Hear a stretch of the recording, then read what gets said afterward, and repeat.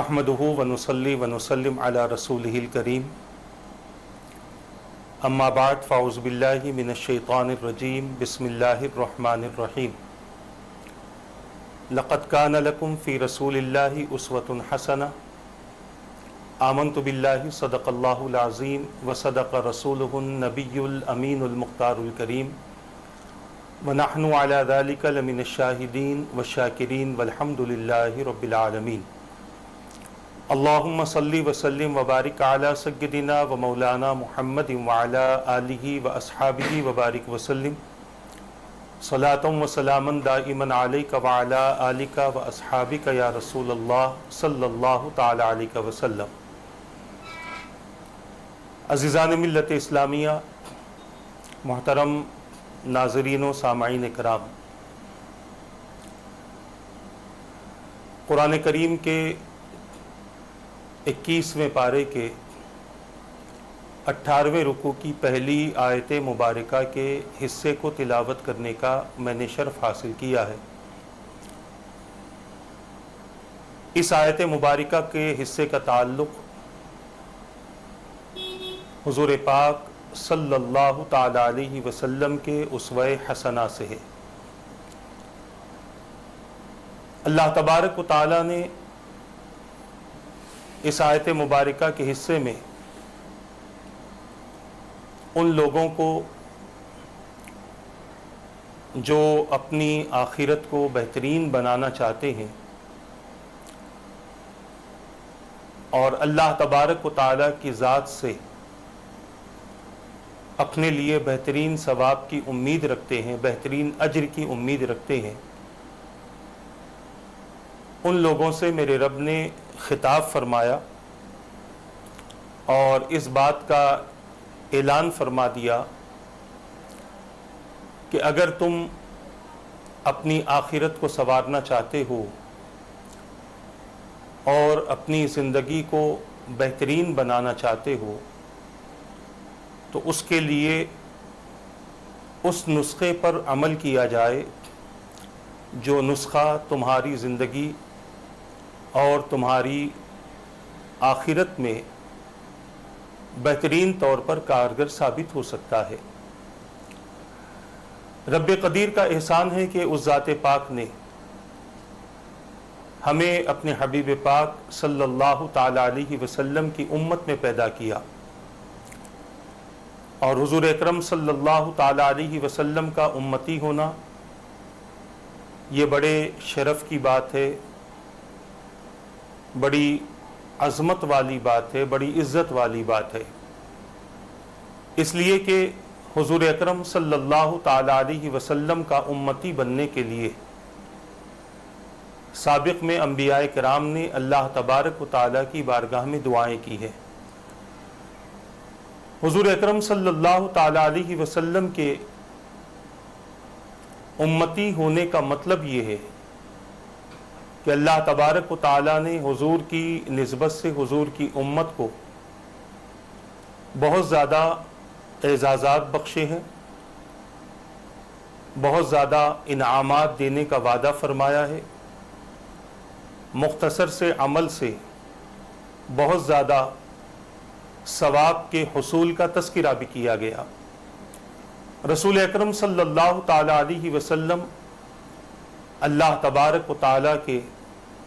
महबूब रसूल हैं, अल्लाह तबारक व ताला के आखिरी रसूल हैं। हुज़ूर अकरम सल्लल्लाहु ताला अलैहि वसल्लम की बेसत के बाद और आपके तशरीफ़ लाने के बाद अल्लाह तबारक व ताला ने नबुव्वत के सिलसिले को आप ही पर मुकम्मल फरमा दिया। मेरे आका सल्लल्लाहु ताला अलैहि वसल्लम का इस फर्शगीती पर तशरीफ़ लाना, उसके मकासिद कुरान करीम में अल्लाह तबारक व ताला ने कई मकामात पर बयान फरमाए कि ये रसूल तुम्हारे दरमियान में क्यों तशरीफ़ लाए हैं और इनकी बेसत का मकसद क्या है।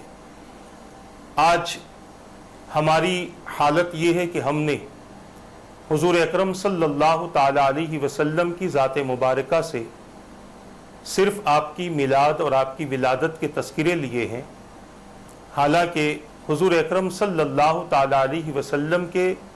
بعثت کے جو مقاصد قرآن کریم نے بیان فرمائے اس میں سے ایک مقصد یہ ہے کہ اللہ تبارک و تعالیٰ کے بندوں تک اللہ تبارک و تعالیٰ کے کلام کو پہنچانا، ایک مقصد یہ ہے کہ اللہ کے بندوں کو کتاب و حکمت کی تعلیم دینا،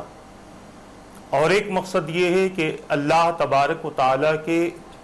بندوں کا تزکیہ نفس کرنا اور ان باتوں کو بتانا، ان باتوں کا پہنچانا جن باتوں کا بندوں کے پاس میں علم نہیں ہے۔ حضور اکرم صلی اللہ تعالی علیہ وسلم کی تشریف آوری سے قبل دنیا میں لوگ بستے تھے،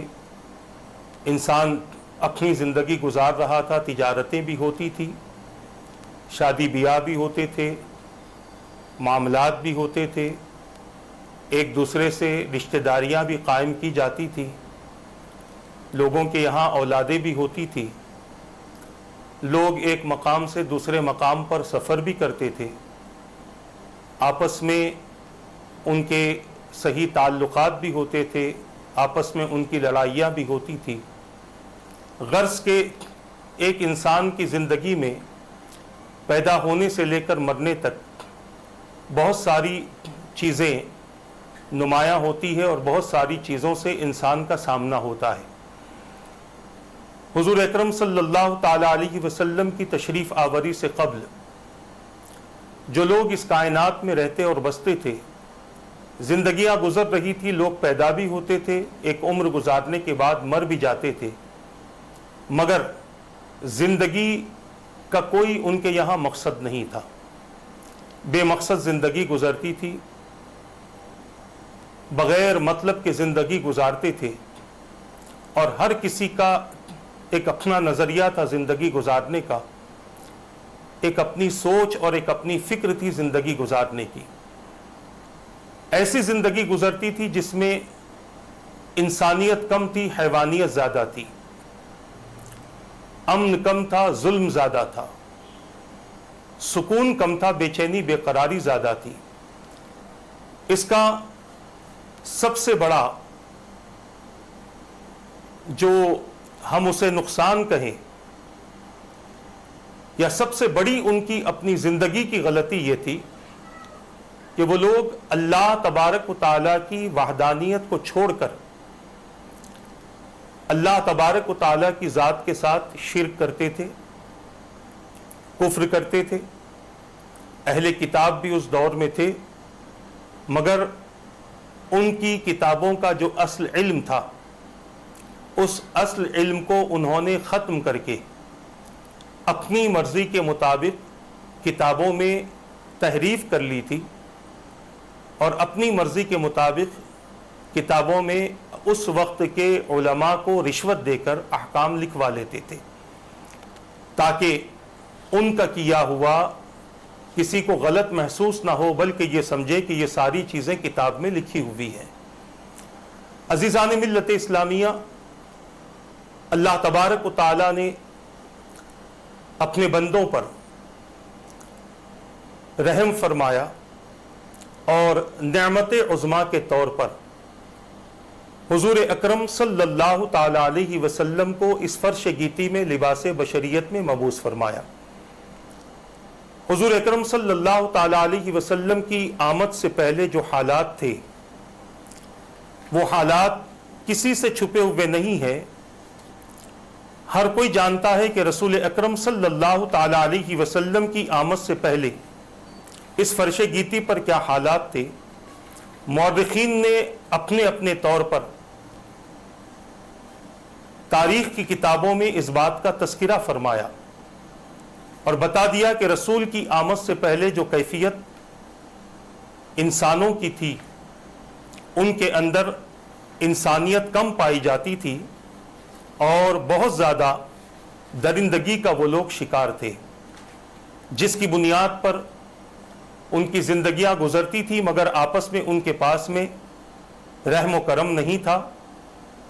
آپس میں ان کے پاس میں ایک دوسرے سے محبتیں باقی نہیں تھی، ایک دوسرے سے اخوت اور ایک دوسرے سے رشتے باقی نہیں تھے، بلکہ عالم یہ تھا کہ شوہر ہوتا تو اپنی بیوی پر ظلم کرتا، اولاد اپنے ماں باپ کی مخالف ہوتی اور بڑی مشکل سے انسانوں کے اندر کچھ انسانیت باقی رہی تھی اور کچھ انسان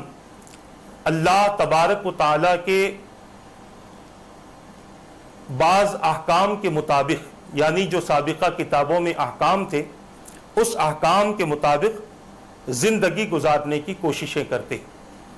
مگر اکثریت ان لوگوں کی تھی جنہوں نے انسانیت کو پس پش ڈال دیا تھا اور حیوانیت کا غلبہ ان پر آ چکا تھا۔ عزیزان ملت اسلامیہ،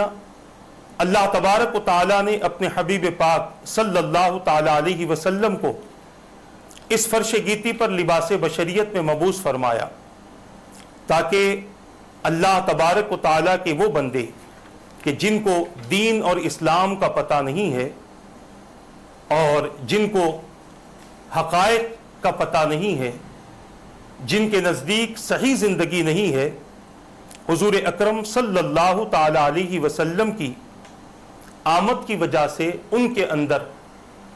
وہ خوبیاں پیدا ہو جائیں کہ جن خوبیوں کی وجہ سے انسان اعلیٰ اور اشرف کہلائے۔ ورنہ تو عالم یہ تھا کہ ظلم اپنی انتہا پر تھا، جبر اپنی انتہا پر تھا، غریبوں کے ساتھ میں بدسلوکی اور غریبوں کو بالکل کمزور بنا کر رکھنا اپنی انتہا پر تھا، اور ہر طرح کی فواحشات، ہر طرح کے منکرات عروج پر تھے۔ رسول اکرم صلی اللہ تعالی علیہ وسلم کی آمد کے بعد میرے آقا صلی اللہ تعالی علیہ وسلم نے ان کے سامنے اس انداز سے زندگی گزاری کہ لوگوں نے حضور اکرم صلی اللہ تعالی علیہ وسلم کی سیرت دیکھ کر، آپ کے طریقے کو دیکھ کر، آپ کے حسن اخلاق کو دیکھ کر، آپ کے معاملات کو دیکھ کر اور آپ کی ساری حیات مبارکہ کو دیکھ کر آپ سے مانوس ہونے لگے اور آپ سے قریب ہونے لگے۔ اور ایک وقت وہ آیا کہ میرے آقا صلی اللہ تعالی علیہ وسلم نے اعلان نبوت فرمایا، جس کے بعد لوگ کفر سے نکلنے لگے، اسلام میں داخل ہونے لگے، غیر شرعی امور کو چھوڑ کر شریعت کے پابند ہونے لگے، اپنے مزاج کو ختم کر کے اللہ کے قانون سے وابستہ ہونے لگے اور اپنی زندگی سے برائیوں کو نکال کر اپنی زندگیوں کو خیر والی بنانے لگے، اچھی بنانے لگے۔ یہ حضور اکرم صلی اللہ تعالی علیہ وسلم کی صحبت کا نتیجہ تھا۔ آج ہم نے جس عنوان کا انتخاب کیا ہے اس عنوان کا تعلق حضور اکرم صلی اللہ تعالی علیہ وسلم کی سیرت مبارکہ سے ہے۔ عزیزان ملت اسلامیہ، حضور اکرم صلی اللہ تعالی علیہ وسلم کی سیرت مبارکہ ہر دور میں ہر فرد کی ضرورت ہے، ہر دور میں ہر قوم کی ضرورت ہے، ہر دور میں ہر جماعت کی ضرورت ہے، ہر دور میں ہر انفرادی زندگی گزارنے والے کی ضرورت ہے، ہر دور میں اجتماعی زندگی گزارنے والے کی ضرورت ہے، ہر دور کے لیڈر کو حضور کی سیرت کی ضرورت ہے، ہر دور کے حاکم کو حضور کی سیرت کی ضرورت ہے، ہر دور کے اعلیٰ شخصیت کو حضور کی سیرت کی ضرورت ہے، ہر دور کے استاذ کو، ہر دور کے والد کو، ہر دور کے اولاد کو، ہر دور کے سرپرستوں کو میرے آقا صلی اللہ تعالی علیہ وسلم کی سیرت کی ضرورت ہے۔ دنیا میں کوئی فرد ایسا نہیں ہے جو اپنے آپ کو حضور کی سیرت سے خالی رکھ کر بلند مرتبے تک پہنچا سکتا ہو، بلند مقام تک پہنچا سکتا ہو، ایسا ہرگز نہیں ہو سکتا۔ اللہ تبارک و تعالیٰ نے اپنے بندوں کو جو بھی مقام عطا فرمایا، جو بھی منصب عطا فرمایا، جو بھی انہیں عزتیں عطا فرمائی، جو بھی انہیں شان و شوکت عطا فرمائی، یہ سب کچھ میرے آقا صلی اللہ تعالی علیہ وسلم کی صحبت بابرکت کا نتیجہ رہا۔ حضور اکرم صلی اللہ تعالی علیہ وسلم نے اپنی حیات مبارکہ میں ایک ایسا نمونہ اپنی امت کے لیے پیش فرمایا ہے جو نمونہ صرف اس دور کے لوگوں کے لیے کافی نہ تھا، بلکہ قیامت تک حضور کی امت کے لیے حضور اکرم صلی اللہ تعالیٰ علیہ وسلم کا وہ نمونہ، حضور اکرم صلی اللہ تعالیٰ علیہ وسلم کی وہ سیرت قیامت تک آنے والے تمام بندوں کے لیے کافی ہے۔ ایک لیڈر اگر یہ دیکھنا چاہتا ہے کہ مجھے کس طریقے سے رعایا کے ساتھ برتاؤ کرنا چاہیے، تو وہ دنیا والوں کو نہ دیکھے، وہ دنیا کے لیڈروں کو نہ دیکھے، وہ دنیا کے حاکموں کو نہ دیکھے،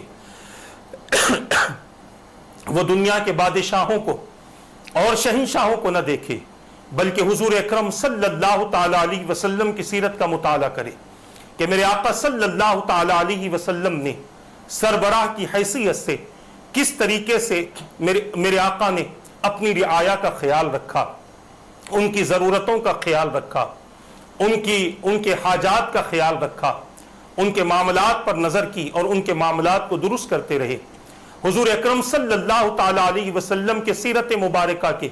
اس پہلو کو دیکھنا ضروری ہے۔ مگر آج اگر کسی کو کوئی عہدہ مل جاتا ہے تو وہ اس عہدے میں اتنا تکبر اور فخر والا بن جاتا ہے کہ اسے اپنے سے نیچے والے کوئی نظر نہیں آتے، اور اگر نظر بھی آتے ہیں تو انہیں نیچی نظروں سے دیکھا جاتا ہے، انہیں اپنے برابر کبھی تسلیم کرنے کی کوشش نہیں کی جاتی، انہیں اپنی حیثیت کے برابر نہیں مانا جاتا، بلکہ انہیں کمزور سمجھ کر ان پر اور زیادہ ظلم کرتے ہوئے ان کی تمام تر پریشانیوں کو اور زیادہ بڑھانے کی کوششیں کی جاتی ہیں، حالانکہ چاہیے تھا کہ تمام تر ان کی پریشانیوں کو دور کیا جائے۔ میرے پیارے آقا صلی اللہ تعالیٰ علیہ وسلم کے پیارے دیوانوں، حضور اکرم صلی اللہ تعالیٰ علیہ وسلم کی سیرت ہر دور میں اس لیے بھی ضروری ہے کہ رسول اکرم صلی اللہ تعالیٰ علیہ وسلم کی سیرت کی وجہ سے لوگوں میں انقلاب پیدا ہوتا ہے، ماحول میں انقلاب پیدا ہوتا ہے، معاشرے میں انقلاب پیدا ہوتا ہے، ملک میں اور دنیا میں انقلاب پیدا ہوتا ہے۔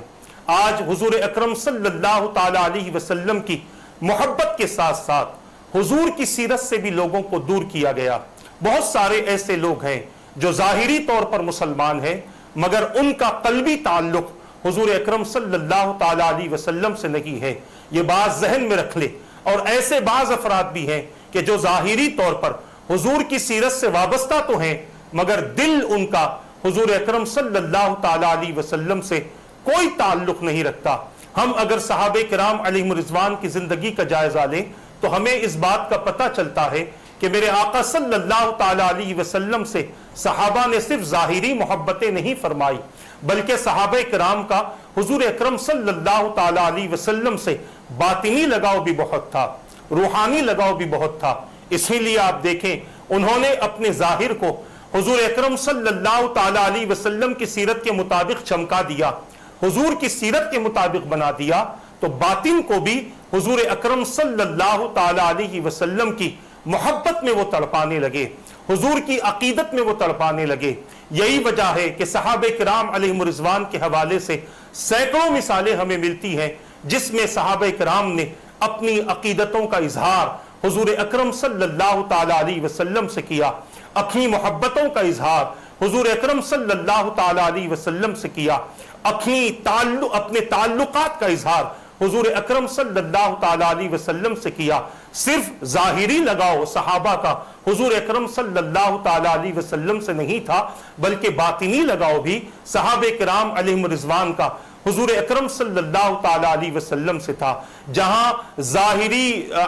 زندگی کو اپناتے ہوئے وہ اللہ کو راضی کرنا چاہتے تھے، وہیں پر حضور سے اپنے باطن کے ساتھ تعلق رکھتے ہوئے حضور اکرم صلی اللہ تعالیٰ علیہ وسلم سے رشتہ غلامی کو وہ مضبوط کرنا چاہتے تھے۔ عزیزان ملت اسلامیہ، انشاءاللہ جب ہم مثالیں دینا شروع کریں گے تو آپ کے سامنے اس بات کو رکھنے کی کوشش کی جائے گی کہ کس طریقے سے صحابہ نے حضور اکرم صلی اللہ تعالیٰ علیہ وسلم سے اپنی محبتوں کا، اپنی عقیدتوں کا اظہار فرمایا ہے۔ عزیزان ملت اسلامیہ، آج مجھے یہ عرض کرنا ہے کہ رسول اکرم صلی اللہ تعالیٰ علیہ وسلم کے تشریف لانے سے پہلے قوم کے کیا حالات تھے اور حضور اکرم صلی اللہ تعالیٰ علیہ وسلم کے تشریف لانے کے بعد قوم کے کیا حالات ہوئے، اعلان نبوت کے بعد لوگوں میں کس قدر تبدیلیاں آئی۔ حالانکہ اسلام کو قدم قدم پر چیلنجز تھے، اسلام کو قدم قدم پر لوگ ختم کرنے کی کوشش کر رہے تھے، حضور اکرم صلی اللہ تعالیٰ علیہ وسلم کے خلاف بغاوتیں شروع ہو چکی تھیں، اسلام کے خلاف بغاوتیں شروع ہو چکی تھیں، اور ان کی کوششیں یہ تھی کہ مسلمانوں کو اس قدر تنگ کیا جائے، اس قدر پریشان کیا جائے، اس قدر مصیبت میں گرفتار کیا جائے کہ مسلمان اپنے دین سے اور اپنے اسلام سے پھر جائیں۔ مگر تاریخ اس بات پر شاہد ہے کہ جتنے اسلام سے وابستہ ہوئے، دین سے وابستہ ہوئے، اللہ کے احکام سے وابستہ ہوئے، نبی کی سیرت اور نبی کی محبت سے انہوں نے اپنی وابستگی اختیار کی، تو پھر ان کی کیفیت یہ ہوئی کہ وہ اسلام سے نہیں بدلے، بلکہ ان کے بدلنے والے اپنی زندگی میں اسلام کے پابند ہو گئے اور اسلام کے چاہنے والے بن گئے۔ عزیزان ملت اسلامیہ، حضور اکرم صلی اللہ تعالی علیہ وسلم نے جو کچھ کیا اس کو سیرت کہتے ہیں، جو کچھ کہا اسے بھی سیرت کہتے ہیں، اور میرے آقا صلی اللہ تعالی علیہ وسلم نے جو کچھ بیان فرمایا اس کو بھی ہمارے اکابرین نے سیرت سے تعبیر کیا ہے۔ سب سے پہلے ہم اس بات کو سمجھنے کی کوشش کریں کہ لغت میں سیرت کہتے کس کو ہیں۔ اکابرین نے فرمایا لغت میں سیرت کا معنی طریقہ اور راستے کا ہے، کردار کا ہے، یعنی طریقہ کسے کہتے ہیں؟ ایک آدمی کوئی کام کر رہا ہو اور اس کام کو وہ اچھے انداز سے کرے یا برے انداز سے کرے، ہم کہتے ہیں کہ اس کا طریقہ اچھا ہے، اس کے کام کا طریقہ برا ہے۔ عزیزان ملت اسلامیہ، میرے آقا صلی اللہ تعالی علیہ وسلم کو اللہ تبارک و تعالی نے خاتم النبیین بنا کر اس فرش گیتی پر مبعوث فرمایا، اور ہم بڑی ذمہ داری کے ساتھ کہہ سکتے ہیں کہ حضور اکرم صلی اللہ تعالی علیہ وسلم نے اپنی حیات مبارکہ میں جو کچھ کیا ہے اس سے اچھا نہ کبھی اس سے پہلے ہوا، نہ اس سے اچھا کبھی اس کے بعد ہو سکتا ہے۔ سارے طریقوں میں جو سب سے اچھا طریقہ رہا وہ میرے آقا صلی اللہ تعالی علیہ وسلم نے اپنایا، تاکہ کوئی یہ نہ کہہ سکے کہ یہ طریقہ فلاں کا ہے اور اس کی کاپی کی گئی ہے اور اس کو اپنایا گیا ہے، کوئی یہ نہ کہے کہ اس کے بعد بھی اچھے طریقے پیدا کیے جا سکتے ہیں اور اچھے طریقے سے کام کیا جا سکتا ہے۔ خدا کی قسم، رسول اکرم صلی اللہ تعالی علیہ وسلم نے اپنی حیات مبارکہ میں جس طریقے کو اپنایا ہے، جن چیزوں کے جو اصول بنائے ہیں اور جس کام کو جس انداز سے کیا ہے،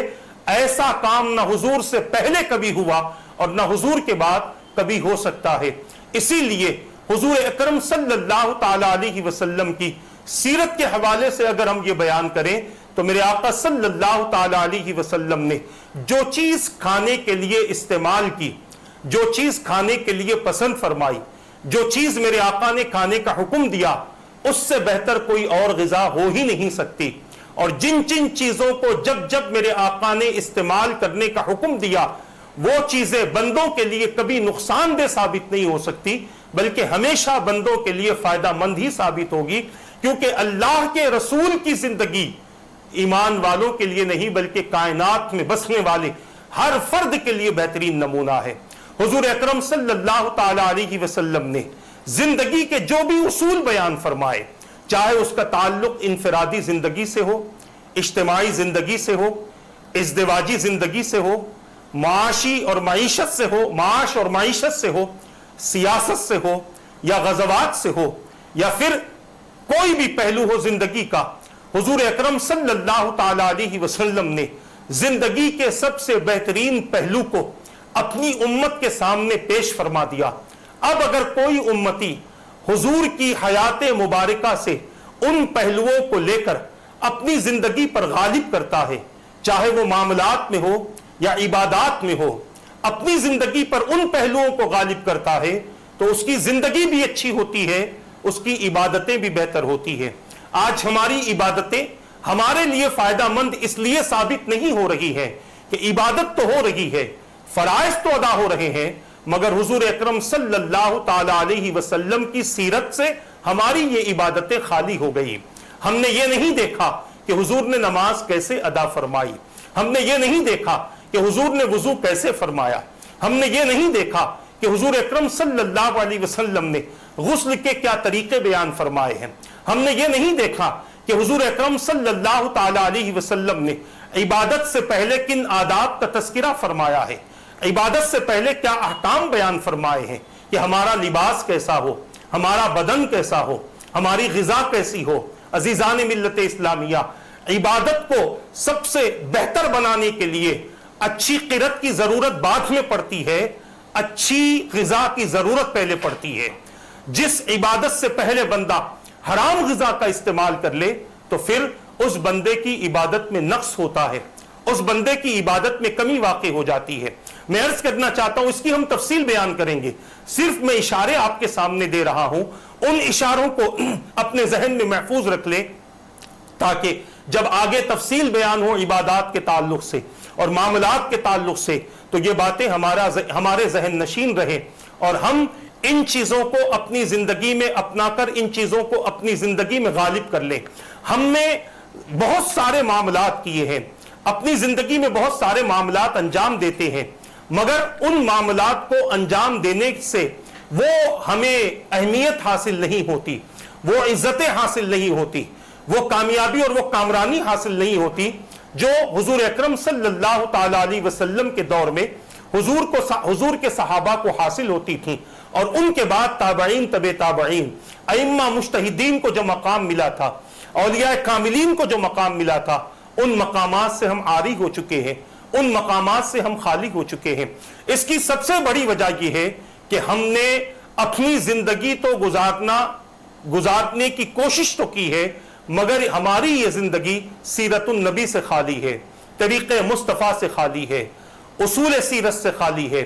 اگر ہماری زندگی پر حضور اکرم صلی اللہ تعالی علیہ وسلم کی سیرت کا غلبہ آ جائے تو یقیناً ہمارے معاملات سب سے اچھے ہوں، ہماری عبادات سب سے اچھی ہوں، ہمارے معاملات میں جو ہماری زندگیوں کے جو مختلف پہلو ہیں وہ تمام کے تمام پہلو سب سے اچھے ہو جائیں۔ آج اسی سیرت کی ضرورت ہے جو سیرت ہمارے عمل میں انقلاب پیدا کرے، ہمارے اندر انقلاب پیدا کرے۔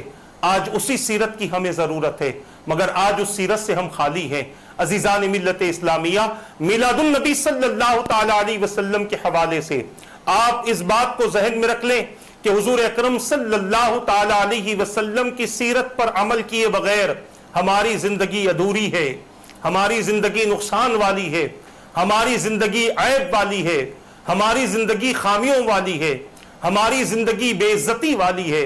ہماری زندگی رسوائی اور ذلت والی ہے، کیونکہ ہماری زندگی میں رسول اکرم صلی اللہ تعالی علیہ وسلم کی سیرت نہیں ہے۔ اور اس سیرت کا تعلق صرف عبادات سے نہیں ہے، معاملات سے ہے، ہمارے جسم سے ہے، ہمارے جسم کے کپڑوں سے ہے، ہماری غذاؤں سے ہے، ہمارے اٹھنے بیٹھنے سے ہے، ہمارے سونے سے ہے، ہمارے کھانے پینے سے ہے، ہمارے چلنے پھرنے سے ہے، ہماری گفتگو سے ہے، اور اس طرح ہمارے کردار اور ہماری پوری زندگی سے حضور اکرم صلی اللہ تعالی علیہ وسلم کی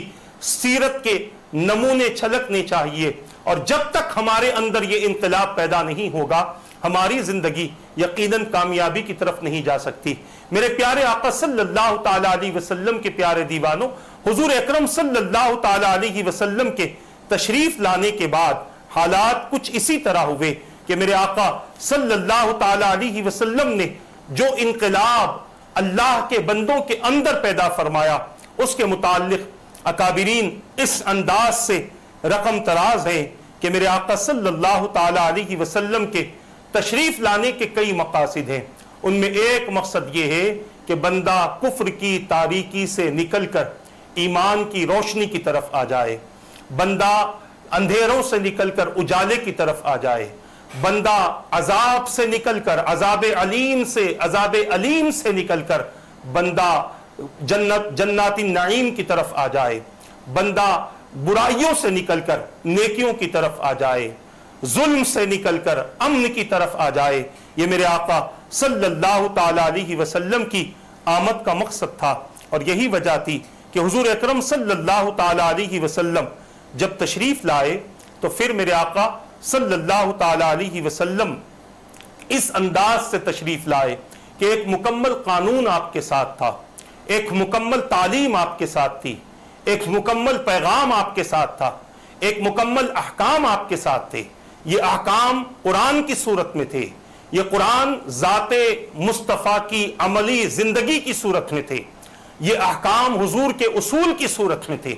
یہ احکام حضور کی سیرت کی صورت میں تھے۔ ان تمام احکامات کے ساتھ جب حضور اکرم صلی اللہ تعالی علیہ وسلم تشریف لائے تو آپ نے ظلم کو عدل سے تبدیل فرما دیا، ناانصافی کو انصاف سے تبدیل فرمایا، ایک دوسرے کے اختلاف اور امتیازات کو میرے آقا نے مساوات سے تبدیل فرمایا۔ اسی طرح حضور اکرم صلی اللہ تعالی علیہ وسلم نے اللہ کے بندوں میں اعتماد پیدا فرمایا، ان کے اندر سے جو خامیاں تھی، جو کمیاں تھی، حضور نے ان تمام چیزوں کو نکال دیا اور ان کے اندر میرے آقا صلی اللہ تعالی علیہ وسلم نے اعتماد پیدا فرمایا۔ حضور کی آمد سے پہلے کچھ لوگ ایسے تھے جو رہبانیت کی زندگی گزار رہے تھے، یعنی انہوں نے دنیا کو چھوڑ دیا تھا، غاروں میں رہتے تھے، عبادتوں میں مصروف رہتے تھے، یا پھر دنیا میں رہ کر دنیا سے کٹ کر رہا کرتے تھے۔ میرے آقا صلی اللہ تعالی علیہ وسلم نے ایسے راہبوں کے سامنے رہبانیت کے بجائے ربانیت کو پیش فرمایا کہ تم اللہ تبارک و تعالی کی عبادت کرو، اور اس دور میں بادشاہت کا دورہ تھا۔ میرے آقا صلی اللہ تعالی علیہ وسلم نے خلافت کی آواز لگائی اور اعلان فرما دیا۔ میرے آقا صلی اللہ تعالی علیہ وسلم نے اس بات کو ظاہر فرما دیا، بادشاہ وہ ہوتا ہے جو ضدی ہوتا ہے، بادشاہ وہ ہوتا ہے جو اپنی باتوں کو منواتا ہے، بادشاہ وہ ہوتا ہے جو کسی کی سنتا نہیں ہے، اس کے برخلاف خلیفہ وہ ہوتا ہے جو رعایا کی سنتا بھی ہے، رعایا کی باتوں کو پورا بھی کرتا ہے، رعایا کے شانہ بشانہ مل کر ان کے ساتھ میں اپنی زندگی گزارا کرتا ہے۔ میرے پیارے آقا صلی اللہ علیہ وسلم کے پیارے دیوانوں، اسی طرح میرے آقا صلی اللہ تعالی علیہ وسلم نے اپنی امت کے سامنے بہت ساری چیزوں کو پیش فرمایا، اور ایسے لوگ جو غاروں میں جا کر عبادتیں کرتے تھے اور وہ سمجھتے تھے کہ یہیں پر عبادتیں ہو سکتی ہیں، میرے آقا صلی اللہ تعالی علیہ وسلم نے ایسے لوگوں کے لیے مساجد کا اہتمام فرمایا اور بتا دیا کہ زمین کے جس حصے پر تم سجدہ کرو گے اللہ تبارک و تعالی تمہارے سجدوں کو قبول فرمائے گا۔ حاکم و محکوم کا فرق میرے آقا نے مٹا دیا۔ اس وقت میں آقا و غلام کا جو سب سے بڑا فرق تھا، اس وقت میں امیر اور غریب کا جو سب سے بڑا فرق تھا، اس دور میں سردار اور رعایا کا جو سب سے بڑا فرق تھا، میرے آقا صلی اللہ تعالی علیہ وسلم نے اس فرق کو مٹا کر بتا دیا کہ اے لوگو، تم سب ایک ہی ماں باپ کی اولاد ہو، نہ کسی گورے کو کالے پر فضیلت ہے، نہ کسی کالے کو گورے پر فضیلت ہے، نہ کسی عربی کو عجمی پر فضیلت ہے، نہ کسی عجمی کو عربی پر فضیلت ہے۔ اللہ کے یہاں تم میں سب سے مقدس اور محترم وہ ہے جو سب سے زیادہ متقی ہے۔ یہ میرے آقا صلی اللہ تعالی علیہ وسلم کی دعوت تھی، اور اسی دعوت کے تحت میرے آقا نے اپنی امت کو جمع فرمایا۔ اس میں سردار بھی آئے، اس دعوت کے تحت مالدار بھی آئے، اس دعوت کے تحت غلام بھی آئے، اسی دعوت کے تحت آقا بھی آئے، اسی دعوت کے تحت امیر بھی آئے، فقیر بھی آئے، مسکین بھی آئے۔ مگر جب آئے تو سب نے اپنی شان چھوڑ دی، سب نے اپنی شوکت چھوڑ دی۔ حالت یہ تھی کہ سب ایک دوسرے سے ملاقاتیں کرنے لگے، ایک دوسرے سے گفتگو کرنے لگے، تمام تر امتیازات کو ہٹا کر مساوات کا جو درس حضور اکرم صلی اللہ تعالی علیہ وسلم نے دیا، اس کا مزاج یہ رہا اور اس کا فرق یہ رہا کہ وہ لوگ جو ایمان لانے سے پہلے ایک دوسرے کو دیکھنا یا ایک دوسرے کے ساتھ بیٹھنا پسند نہیں کرتے تھے، میرے آقا صلی اللہ تعالی علیہ وسلم کی صحبت بابرکت نے ان کی زندگیوں کو تبدیل فرما دیا۔ عزیزان ملت اسلامیہ، میرے آقا صلی اللہ تعالی علیہ وسلم نے ایک اور ان کے اندر یہ تبدیلی پیدا فرمائی کہ جو لوگ اپنی نظروں کو صرف آسمانوں پر رکھتے تھے، زمین سے اوپر اٹھ کر چلا کرتے تھے، حضور اکرم صلی اللہ تعالی علیہ وسلم نے انہیں سہارا دے کر زمین پر بٹھایا، اور پھر ان کا جو مزاج تھا، ان کا جو تکبر تھا، ان کا جو فخر تھا، ان کا جو گھمنڈ تھا، حضور اکرم صلی اللہ تعالی علیہ وسلم نے ان تمام چیزوں کو ختم فرمایا۔ بتانے کا مقصد یہ ہے کہ رسول اکرم صلی اللہ تعالی علیہ وسلم اپنی امت کے درمیان صرف اس لیے تشریف نہیں لائے کہ امت کلمہ پڑھ کر مسلمان ہو جائے پھر اپنی مرضی کے مطابق زندگی گزارے۔ عزیزان ملت اسلامیہ، اللہ تبارک و تعالی نے حضور کے بعثت کے مقصد کو بیان فرمایا، اور امت کو پوری زندگی قیامت تک تعلیم کی ضرورت ہے، قیامت تک امت کو کتاب کی ضرورت ہے، قیامت تک امت کو تزکیہ نفس کی ضرورت ہے۔ لہٰذا جو اللہ تبارک و تعالیٰ کے کلام سے، اللہ کے مقدس کلام سے جو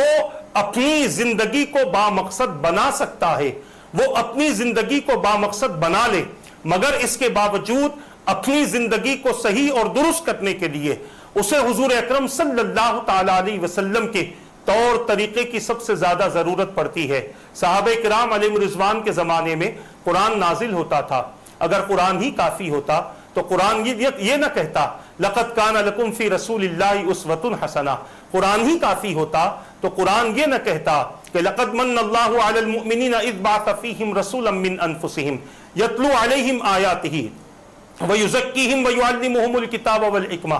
اگر قرآن ہی کافی ہوتا تو قرآن یہ نہ کہتا کما ارسلنا فیکم رسولا منکم یتلو علیکم آیاتنا ویزکیکم ویعلمکم الکتاب والحکمہ ویعلمکم ما لم تکونوا تعلمون، اگر قرآن ہی کافی ہوتا تو قرآن یہ نہ کہتا الذین یتبعون الرسول النبی الامی الذی یجدونہ مکتوبا عندہم فی التوراۃ والانجیل یأمرہم بالمعروف وینہاہم عن المنکر ویحل لہم الطیبات ویحرم علیہم الخبائث ویدع عنہم اسرہم والاغلال التي كانت علیہم فالذین آمنوا به وعزروه ونصروه واتبعوا النور الذي انزل معه اولئک هم المفلحون، اگر قرآن ہی کافی ہوتا تو قرآن یہ نہ کہتا انا ارسلناک شاہدا ومبشرا ونذیرا لتؤمنوا باللہ ورسولہ وتعزروه وتوقروه وتسبحوه بکرۃ واصیلا۔ عزیزان ملت اسلامیہ، یقیناً قرآن ہمارے لیے کافی ہے، مگر قرآن ہی اشارہ دے رہا ہے کہ سب کی سمجھ قرآن تک نہیں پہنچ سکتی،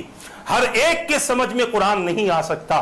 اگر قرآن کو صحیح طور پر سمجھنا ہو تو مصطفیٰ جان رحمت صلی اللہ تعالی علیہ وسلم کی تعلیمات کو دیکھنا پڑے گا۔ انہوں نے جو تزکیہ نفس کے طریقے بتائے ہیں، جو اصول بتائے ہیں، اس اصول پر چلنا پڑے گا۔ آج وہ اصول باقی نہ رہنے کی وجہ سے ہر شخص کو لوگ ولی سمجھتے ہیں، ہر 10 انگوٹی پہننے والے کو لوگ اللہ کا محبوب بندہ سمجھتے ہیں، رنگ برنگے لباسوں کو دیکھ کر لوگ ان پر فریفتہ ہو جاتے ہیں۔ اگر قرآن کی تعلیم کے ذریعے حضور اکرم صلی اللہ تعالی علیہ وسلم کی سیرت کا مطالعہ کیا جائے تو میرے آقا صلی اللہ تعالی علیہ وسلم نے تزکیہ نفس کے جو اصول بیان فرمائے ہیں کہ کون اللہ کا محبوب بندہ ہے، کون اللہ کا مقرب ہو سکتا ہے، کون اللہ کا ولی ہو سکتا ہے، کون اللہ تبارک و تعالیٰ کے مقربین میں شامل ہو سکتا ہے، کون سا بندہ عالم ہے، کون سا بندہ متقی ہے، کون سا بندہ مفتی ہے، کون سا بندہ پڑھا لکھا سمجھدار ہے، یہ سب کچھ جاننا ہو تو حضور اکرم صلی اللہ تعالی علیہ وسلم کی سیرت کا مطالعہ کرنا پڑے گا۔ عزیزان ملت اسلامیہ، حضور نے تزکیہ نفس کے طریقے بتائے، تقوی کے اصول حضور نے بیان فرمائے، علم کے آداب و احکام حضور نے بیان فرمائے، اللہ والوں کی پہچان حضور نے کروائی ہے، نیک صالحین متقین بندوں کے تعلق سے حضور کے ذریعے بے شمار معلومات ہمیں ملتی ہیں۔ قرآن کریم نے حضور اکرم صلی اللہ تعالی علیہ وسلم کی سیرت اور آپ کے طریقے کو بہت زیادہ اجاگر فرمایا ہے۔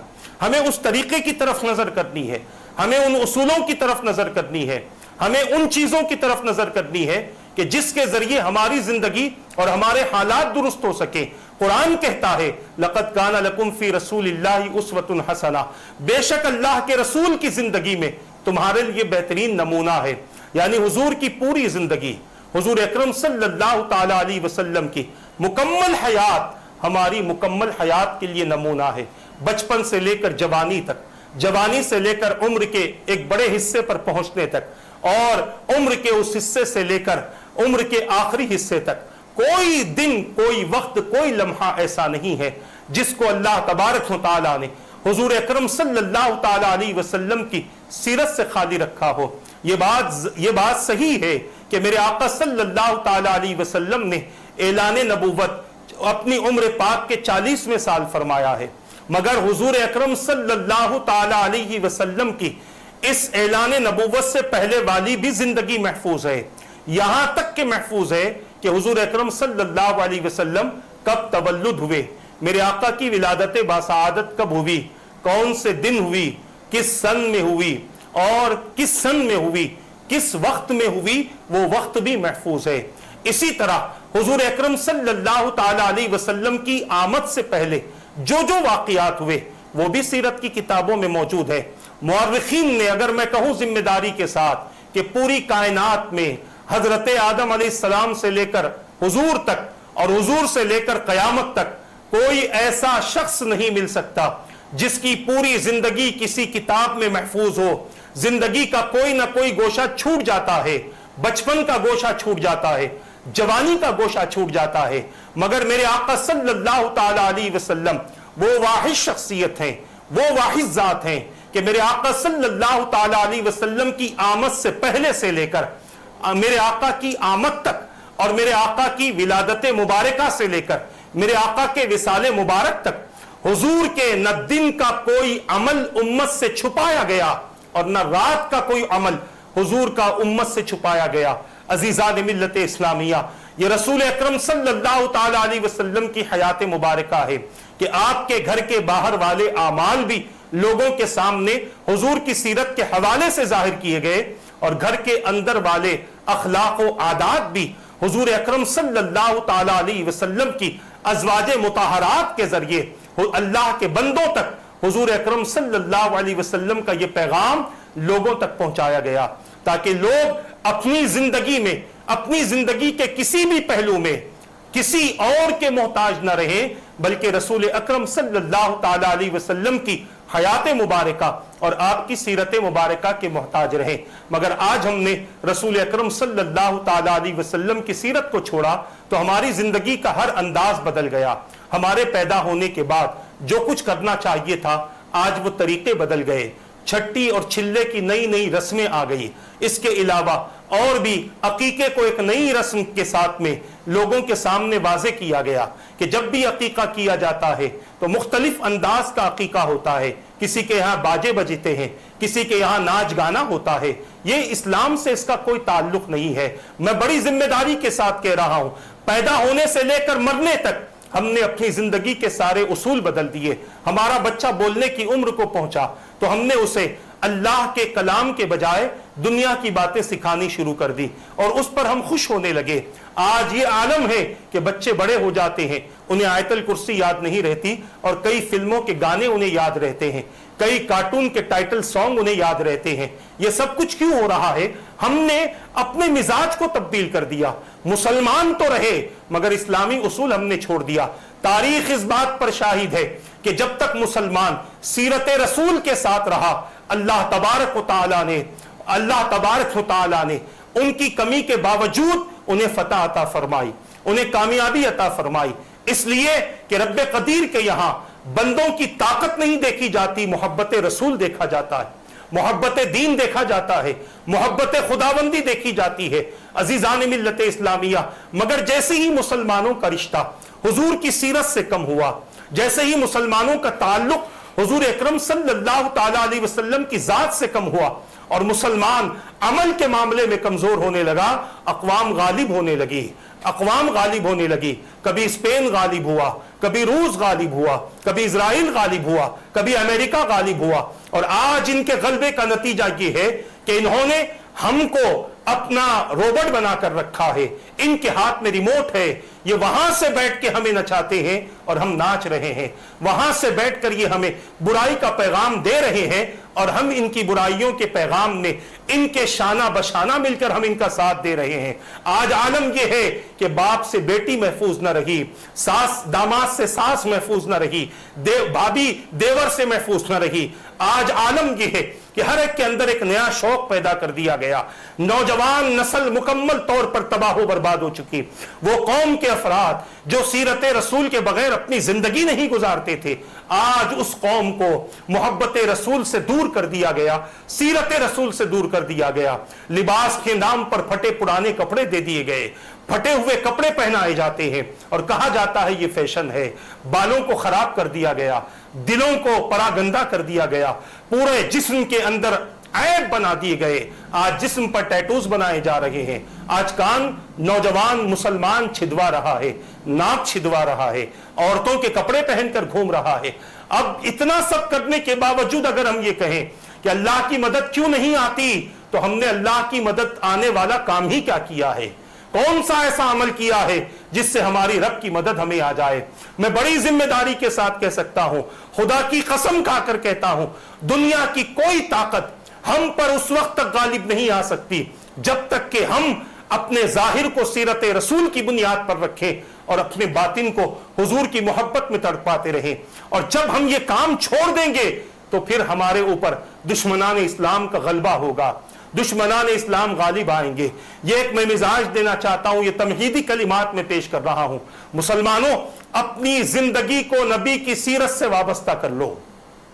नबी की मोहब्बत से अपनी जिंदगी को वाबस्ता कर लो। ये दुनिया की मोहब्बतें काम नहीं आएंगी। आप दुनिया में जिन जिन से मोहब्बतें करते हो वो सब के सब आपको कब्र तक लाकर कब्र के अंदर छोड़कर चले जाएंगे। कब्र के अंदर भी मुस्तफा अपनी उम्मत को अपना चेहरा बताएंगे, अपने चेहरे अनवर बताएंगे, और उनका चेहरे अनवर दिखाकर फरिश्ते सवाल करेंगे, इनके बारे में तू क्या कहता था, बता तेरा इनके बारे में क्या कौल था। दरूद पढ़ता था तो कहेगा मैं इन पर दरूद पढ़ता था, सलाम पढ़ता था तो कहेगा मैं इन पर सलाम पढ़ता था, अच्छी बातें हुजूर की सीखता था, सुनता था तो कहता था हुजूर के ताल्लुक से मेरा यह अकीदा था, मेरी ये सोच थी, मेरी ये फिक्र थी। अजीजान मिल्लत इस्लामिया, जब कुछ ही नहीं करता था तो कहीं ऐसा ना हो कि कब्र में मुस्तफ़ा को पहचानने से भी इनकार कर दे और ये कहे कि मैं पहचानता ही नहीं हूं, मैंने देखा ही नहीं है, मुझे पता ही नहीं है माज़अल्लाह ये कौन सी शख्सियत है। वो वक्त आने से पहले अपनी जिंदगी को तब्दील करने की कोशिश करो, अपनी सोच और अपने मिजाज को बदलने की कोशिश करो। मुसलमानों, आज जरूरत है सबसे ज्यादा हमें नबी की सीरत अपनाने की, और इसी नबी की सीरत में हमें बहुत सारी चीजें सीखने की जरूरत है, हमें बहुत सारे मामलात सीखने की जरूरत है, बहुत सारी अपने अंदर तब्दीलियां पैदा करने की जरूरत है, अपनी सोच और अपने फिक्र को बदलने की जरूरत है, अपने घर के मिजाज को और माहौल को तब्दील करने की जरूरत है, अपने माशरे को नबी अकरम सल्लल्लाहु ताला अलैहि वसल्लम की सीरत से वाकिफ करवाने की जरूरत है। अगर हमने ये काम नहीं किया तो याद रखें, आने वाली नस्लों तक दीन का पैगाम पहुंचना भी मुश्किल हो जाएगा, और आने वाली नस्लों को यह भी पता ना होगा कि हमारा दीन क्या है, हमारा इस्लाम क्या है, शरीयत के हमसे क्या तकाजे हैं। और आज की एक नस्ल इसी राह पर चल रही है। यही वजह है कि थोड़े से बड़े हो जाते हैं तो ईमान और कुफ्र को एक जैसा समझते हैं, इस्लाम और बदमजहबी को एक जैसा समझते हैं। कई मुसलमान कुफ्र की तरफ जा रहे हैं, कई मुसलमान बच्चियां काफिरों के साथ अपना वक्त गुजार रही हैं। क्यों? इसलिए कि हमने उन्हें ईमान बताया ही नहीं है, हमने उन्हें इस्लाम बताया ही नहीं है, हमने उन्हें सीरत मुस्तफ़ा से वाकिफ ही नहीं करवाया। इस्लाम और कुफ्र के दरमियान जो फर्क है वो फर्क हमने बताया नहीं है। इस्लाम और कुफ्र के दरमियान जो इम्तियाज है उस इम्तियाजात का तसव्वुर हमने नहीं दिया। यही वजह है कि आज हमारी नस्लों के कई बच्चे, हमारी कई नस्लें और हमारे कई मुसलमान अफराद बावजूद मुसलमान होने के उनके रसूम से वाबस्ता हैं, उनके अकायद से वाबस्ता हैं, उनके किरदार को अच्छा समझते हैं, उनकी जिंदगियों को अच्छा समझते हैं। मेरे प्यारे आका सल्लल्लाहु अलैहि वसल्लम के प्यारे दीवानों, हुजूर अकरम सल्लल्लाहु ताला अलैहि वसल्लम की सीरत का ताल्लुक जहां इबादात से है, वहीं पर हमारे पैदा होने से लेकर मरने तक हमारी जिंदगी के तमाम मामलात से है। हमारी लिबास का ताल्लुक भी हुजूर की सीरत से है, हमारे खाने पीने का ताल्लुक भी हुजूर की सीरत से है, हमारी तिजारतों का ताल्लुक भी हुजूर की सीरत से है। यानी सब चीजें हुजूर अकरम सल्लल्लाहु ताला अलैहि वसल्लम ने अपने बंदों, अपनी उम्मत के लिए वाज़े फरमा दी है। इसीलिए अल्लाह तबारक व तआला ने अपने बंदों से कुरान करीम के जरिए खिताब फरमाया कि बेशक अल्लाह के रसूल की जिंदगी तुम्हारे लिए बेहतरीन नमूना है। अगर इस नमूने को अपनी जिंदगी पर गालिब कर दिया जाए तो इंशाअल्लाह तबारक व तआला इसके बेशुमार फयूज़ व बरक़ात हम अपनी निगाहों से देखेंगे, दुनिया को बेहतर होता हुआ देखेंगे और आखिरत के लिए निजात की खुशखबरियां सुनता हुआ हम अपने आप को महसूस करेंगे। मेरे प्यारे आका के प्यारे दीवानों, ये चंद तमहीदी कलिमात मैंने आपके सामने रखे हैं। इंशाअल्लाह अगली नशिस्त में कुछ और बातें इस हवाले से होंगी ताकि हमें यह पता चल जाए कि हमारी जिंदगियों में सीरत की क्यों जरूरत है, सीरतुन नबी की जरूरत क्यों है, ताकि इस जरूरत को महसूस करते हुए हम अपनी जिंदगी गुजारें। उसके बाद की नशिस्तों में सीरतुन नबी के हवाले से हुजूर अकरम सल्लल्लाहु अलैहि वसल्लम का बचपन मुबारक और बचपन मुबारक के हालात, हुजूर अकरम सल्लल्लाहु अलैहि वसल्लम की जवानी मुबारक, ऐलान नबुव्वत से पहले के वाक़यात, ऐलान नबुव्वत के वाक़यात, ऐलान नबुव्वत के बाद की میرے آقا صلی اللہ علیہ وسلم کی حیات مبارکہ